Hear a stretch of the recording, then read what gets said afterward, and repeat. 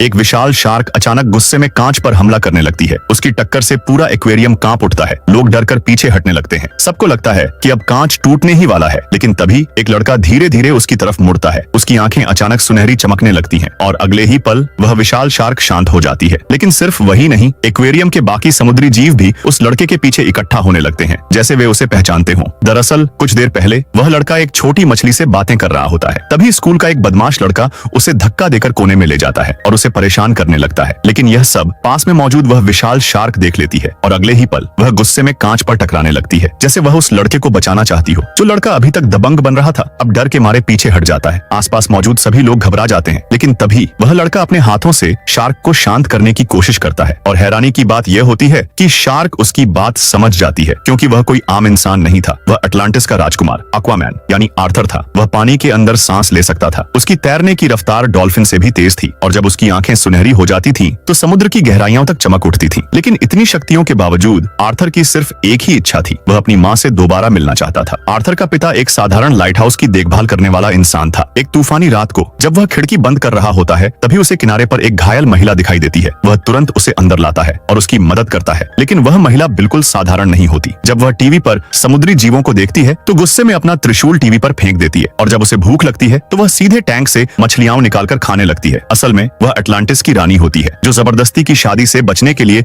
वहां से भाग कर आई थी। धीरे धीरे दोनों एक दूसरे के करीब आ जाते हैं और कुछ समय बाद उनके घर एक बच्चे का जन्म होता है, जिसका नाम आर्थर रखा जाता है। लेकिन उनकी खुशियां ज्यादा समय तक नहीं टिकती। जब आर्थर 2 साल का होता है, तब अटलांटिस के सैनिक उन्हें ढूंढ लेते हैं। आर्थर की माँ पूरी ताकत से मुकाबला करती है और कई सैनिकों को रोक देती है, लेकिन अब उसकी मौजूदगी छिप नहीं पाती। अपने बेटे और उसके पिता को बचाने के लिए उसे मजबूरी में वापस समुद्र की दुनिया में लौटना पड़ता है और शायद तभी से समुद्र का यह राजकुमार हर लहर में अपनी माँ को ढूंढ रहा है।